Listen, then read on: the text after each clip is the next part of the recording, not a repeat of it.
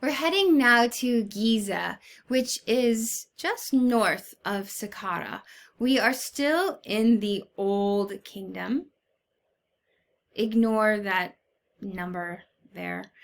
We are still in the Old Kingdom. We are now going to be looking at the evolution of the stepped pyramid into what you're probably more familiar with, which is the smooth sloped pyramids.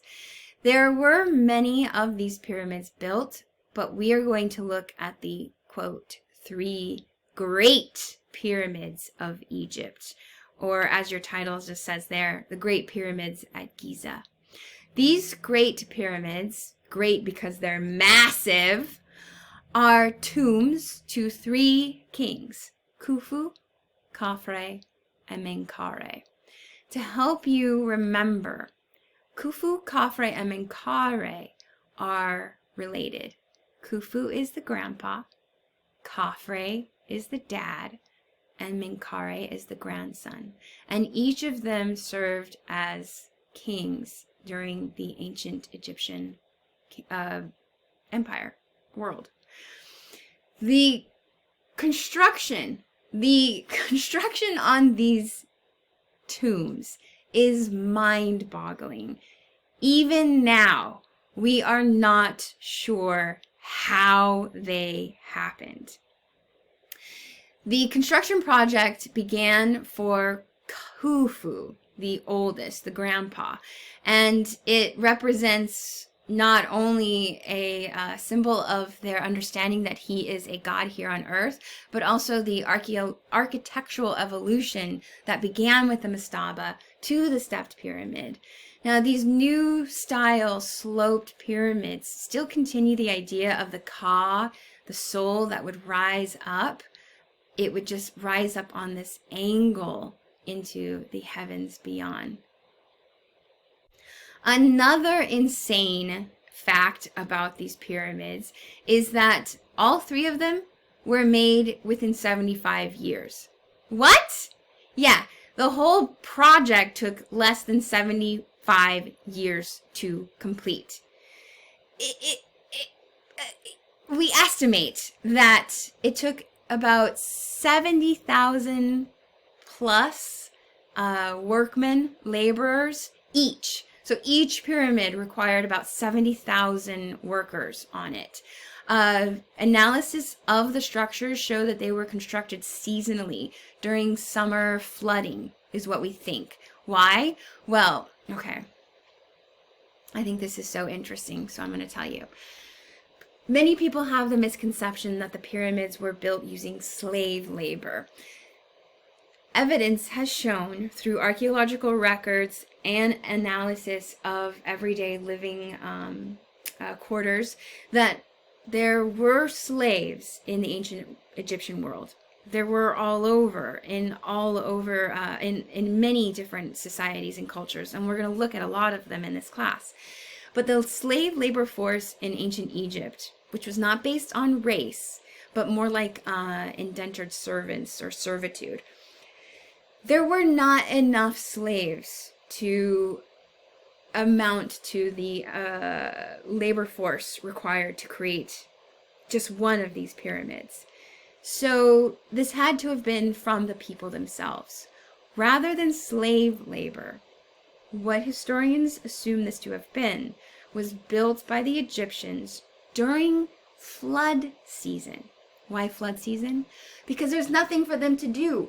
Most Egyptians were farmers. And when the Nile floods, all of that rich nutrients is coming into your farm. You just got to wait. So what does a king do with a thriving, healthy, able-bodied workforce of young men? He's going to use them to build his tombs.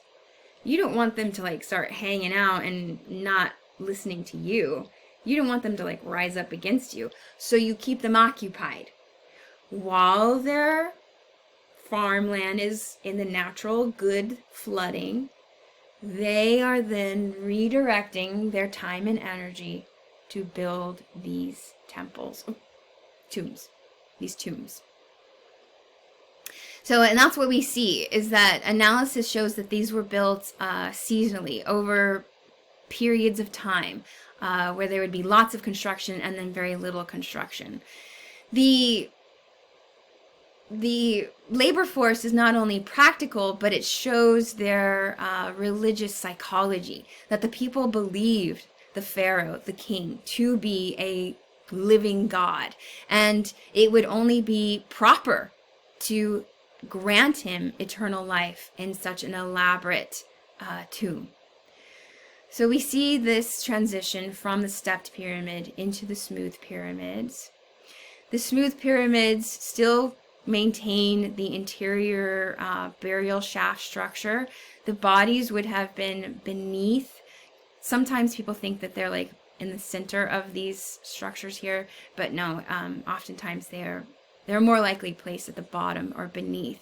The idea being that their soul would follow the line of the pyramid up to the heavens. When we look at them like this, we're really doing ourselves a disservice. If we understand how they would have looked, it was much more magnificent. So let's use our imagination. We are looking here at a restored view based on not only the archaeological record, but how people described them in recordings during their travels or their journals. The pyramids were lined in this polished white limestone. So it had a core of limestone, of stone, and then the outer stone blocks would be polished to this extremely shiny, slick, bright white. Like what we saw at the stepped pyramid of Zoser, there was a temple that would be provided for worshiping and praying and leaving of offerings in front of the burial site of the tomb. And each of the pyramids would have had not only their own mortuary temple, but a royal processional way that would lead to or dock at the Nile itself, so that the royal families and the priests could dock onto these elaborate structures and then walk to the mortuary temple, and then that would lead into the tomb itself here. Surrounding each of these three great pyramids, we have also found mastabas. These mastabas have easily been identified as those of the ancient Egyptian nobility, which makes sense. You are part of this royal patronage, right? That's your king, but you're also maybe intermarried within this noble bloodline, and you want to be close to this god here on earth. When he dies, you want to show that you support and maybe can get some blessings from him. So you and your family want to be buried near the god, near the king.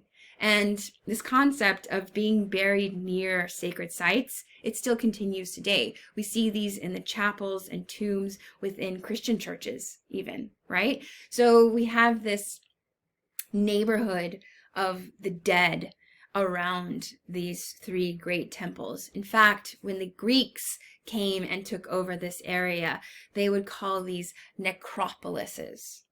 Necropolis. It comes from the Greek necro, meaning dead, and polis, meaning city.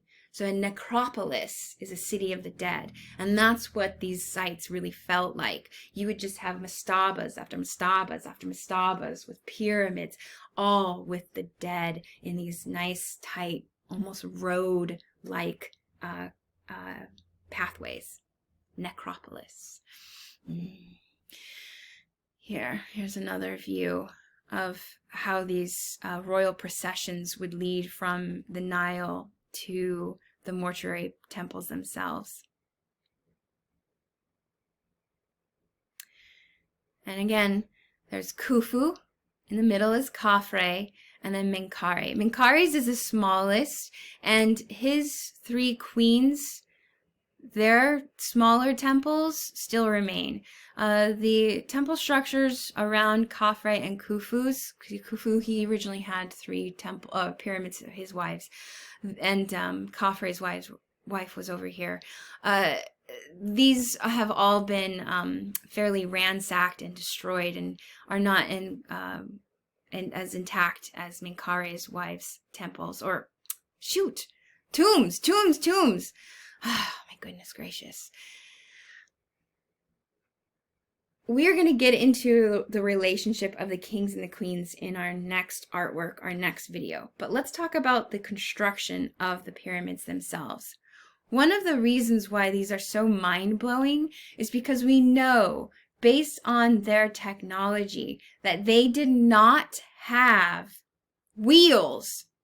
They could not chop up and then roll on a cart these massive stone blocks. We also know that they didn't have very strong or sturdy tools. They had not iron or even bronze. Instead, at this time, the closest metal that they had, or the strongest metal that they had, was copper. Copper is like crazy soft. So somehow, using copper chisels and wood mallets, we assume that they would have used a system of wedging and then cracking the blocks in half.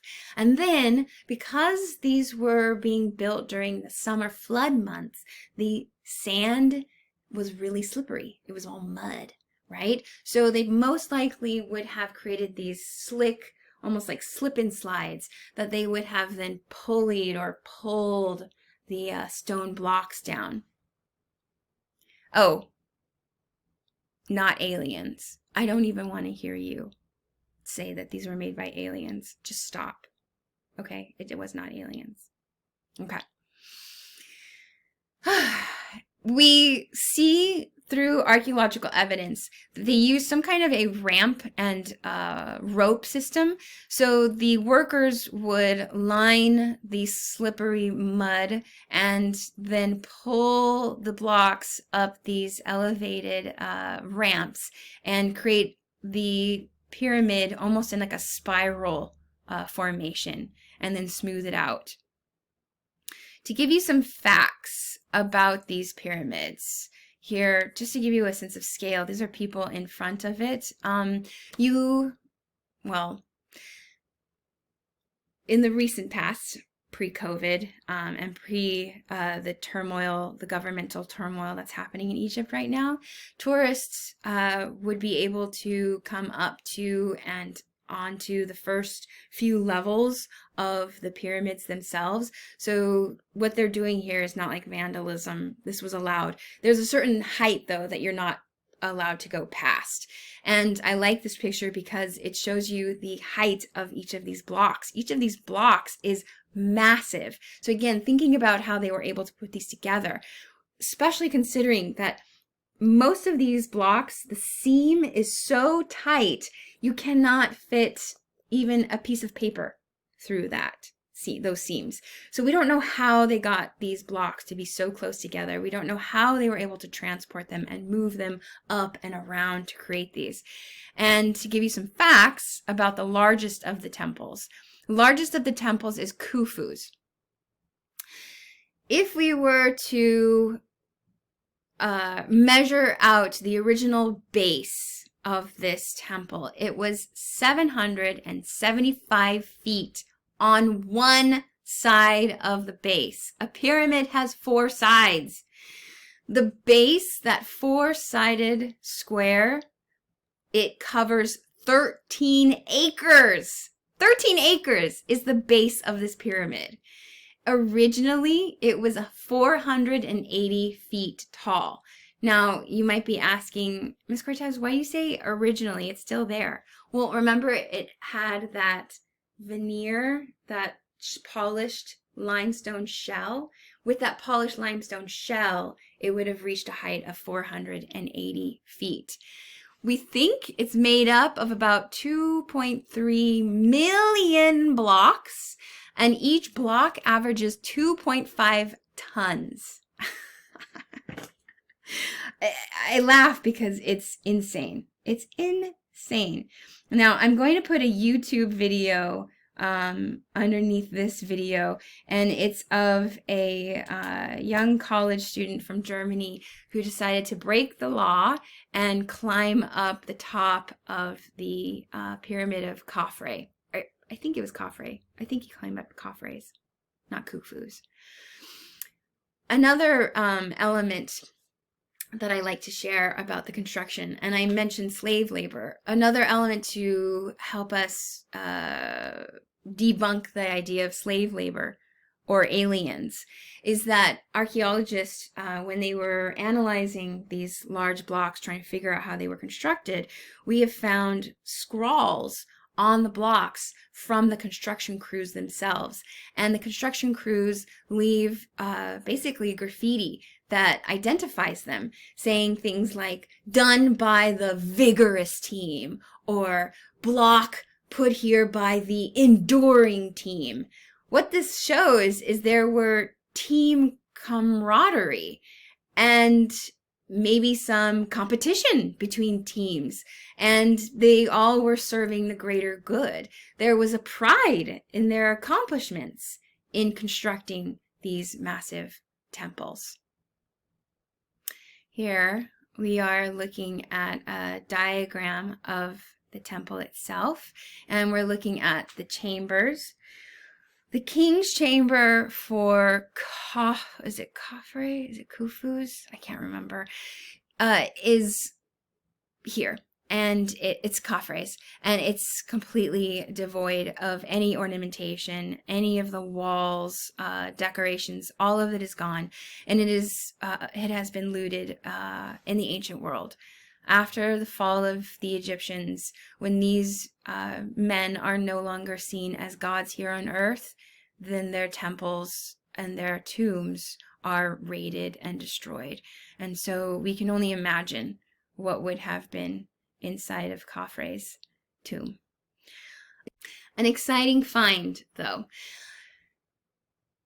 Oh goodness, what was it? I say November of 2017, Egyptian archaeologists, or Egyptologists is what they're called, Egyptologists published a very unique find, or a new find, I should say. During a routine check of the structure itself of, which temple was it? It was in Khafre. No, sorry, Khufu, the biggest of the temples. In Khufu's pyramid. Oh my God, I keep seeing temple and tomb. Can you please ignore every time I say temple and just replace it with tomb? I don't want to go back and record this whole thing. Okay. November of 2017, Egyptologists published findings in Khafre's tomb during a routine analysis of the structure in which they were finding any kind of faults or weak points. They had put in this sensor or radar. Think of it almost like a Doppler ultrasound that they placed inside of the Grand Gallery, which is the large causeway in the center of the pyramid. And inside of the gallery, they let it go up because they wanted to make sure that the blocks themselves didn't have any kind of cracks or faults or movement. During this analysis, what they found was that there was some kind of a hollow space, some kind of a void. And they had not known of this void before. Now, when they published this finding, people were all excited, like, oh, there's another secret chamber. Maybe that's the real burial spot. Maybe the looters didn't find it. Yay! Unfortunately, it's just a void. It's just a practical empty spot. The builders of the temple, or the builders of the tomb, they knew that they didn't want to have too much weight on top of the Grand Gallery, which is a open void for walking to the king's tomb. And so to lighten or lessen the load, they put a void of blocks above the gallery. It's a practical thing, not some kind of secret chamber. I know. Bummer, right?